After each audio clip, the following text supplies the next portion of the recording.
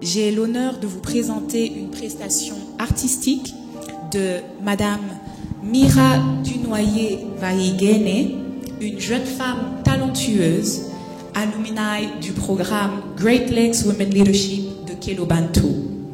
Mira est une conteuse panafricaine, photographe, responsable de communication pour diverses entreprises et fondatrice de l'entreprise culturelle Eleza Masolo.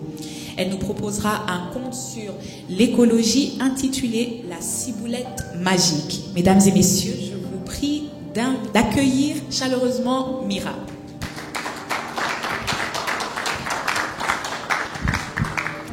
Jambo, jambo. Alors pour ceux qui ne savent pas, quand on dit jambo, vous devrez dire jambo ou bien jambo sana. On reprend jambo, jambo. Je suis Mira Dunoyer-Vaïguene et je vais vous raconter une très très belle histoire. Mais le principe est celui-ci.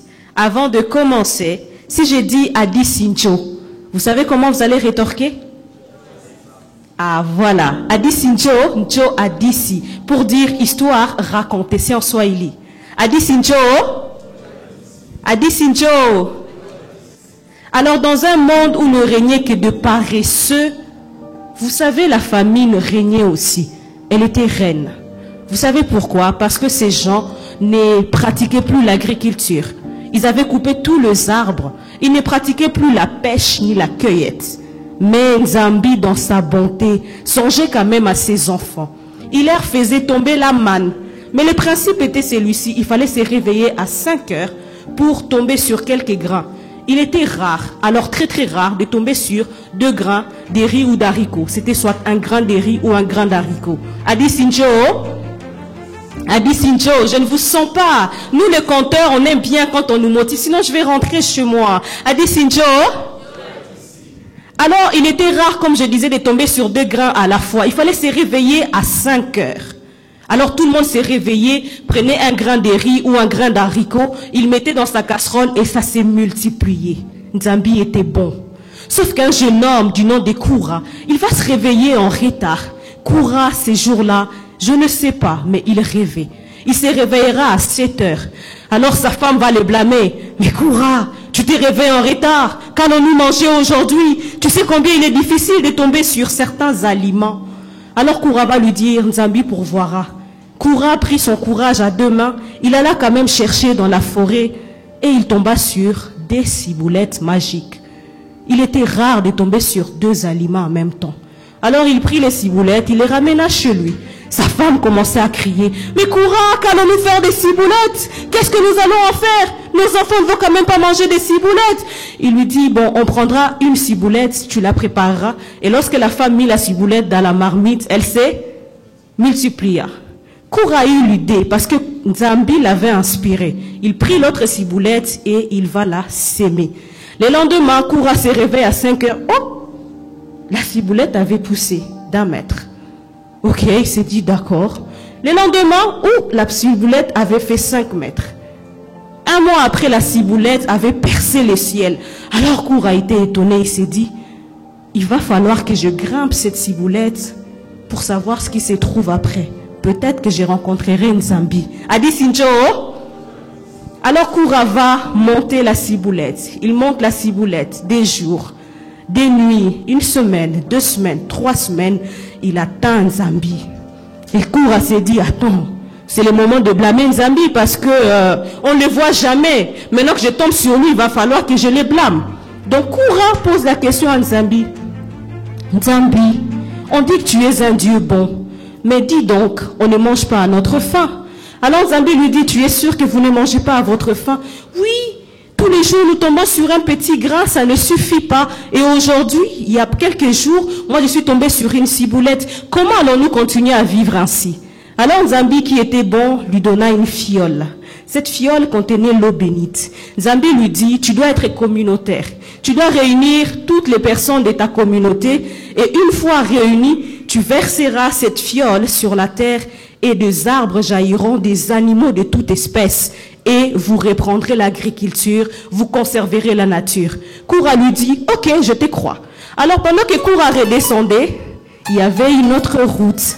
Il y avait des sirènes. des femmes qui chantaient « Koura, viens, Koura, viens danser avec nous !» Alors Koura a été séduit, il va suivre ces femmes. Et là, il va s'enjailler, danser avec elles, s'amuser. Et Koura va perdre la fiole parce qu'elles vont l'échanger. Koura redescendit, il s'est dit, j'ai vu Nzambi, je me suis amusé. Oh, oh, oh, la belle vie. Adi Sinjo. Une fois sur terre, Koura réunit tous ses frères. Il versa cette fiole, l'eau bénite. Mais là, plutôt qu'il y ait des arbres et des animaux, il y avait des épines qui s'est mis à piquer les humains. Ah! Il s'est mis à crier, Koura, imbécile, plus jamais nous ne viendrons à tes convives et tout. Pourquoi tu nous as fait venir pour nous faire souffrir? Koura était intrigué, mais comment ça se fait que ma fiole n'a pas marché? Nzambi est un menteur. Koura va remonter avec force. Cette fois-ci, ça lui prit juste une semaine. Et il dit à Nzambi, Nzambi, tu m'as menti. Tu m'as donné une mauvaise fiole. Et Nzambi lui dit, tu es sûr que je t'ai donné une mauvaise fiole? Prends cette graine. Tu la feras pousser sur terre, tu feras venir tes frères. Et une fois de plus, les arbres jailliront de la terre et des espèces des animaux. Alors Koura lui dit, j'espère. Koura, une fois de plus, il va voir une autre route. Cette fois-ci, elles étaient encore plus belles qu'avant. Elles avaient toutes les formes et elles se mirent à chanter. Ah, Koura, viens t'amuser avec nous. Et Koura n'est plus. Et il le suiva. Et une fois de plus, Koura perdu la graine. Et on l'échangea par la mauvaise. Il redescendit sur terre et il essaya de la s'aimer. Mais cette fois-ci, il y avait des animaux sauvages, vraiment affolés, qui se mirent à attaquer tous les humains. Et ces animaux disparurent après. Alors les gens étaient devenus handicapés, d'autres personnes avaient perdu leurs membres et jurèrent et maudirent Koura. Nous ne viendrons plus jamais. Adieu, Omuno toi. Koura fâché, il s'est dit, Nzambi va me sentir. Il atteint Nzambi, il lui dit, Nzambi lui dit, Koura, est-ce que tu as pris la bonne route? Je te donne une jeune plante, source de vie, c'est la dernière. Si tu la perds, sache que l'humanité sera vouée à s'éteindre. Mais cette fois-ci, sois sûr de prendre la même route par laquelle tu es venu. Alors Koura s'est mis à se rappeler qu'il y avait des femmes qui les distrayaient. Et Koura redescendit rapidement. Elle chantait, ah, Koura ne regardait pas. Ah, Koura viens, non. Il s'est dit, j'ai une mission. Et une fois sur terre, Koura planta la jeune plante. Et là, des arbres fruitiers, toutes sortes d'arbres, des baobabs comme nous les aimons ici en Afrique et au Sénégal. Il y avait des animaux, il y en avait tellement. Et Koura leur a pris. Nzambi nous a demandé de protéger la nature, de cultiver, de faire la pêche, la cueillette, mais de rester en harmonie avec la nature. Je suis heureuse de vous avoir raconté cette histoire. J'espère que ça va nous interpeller tous sur ce qui est important pour ne pas se laisser distraire par des futilités. C'était Mira du Noé Weigen et votre conteuse panafricaine. Merci.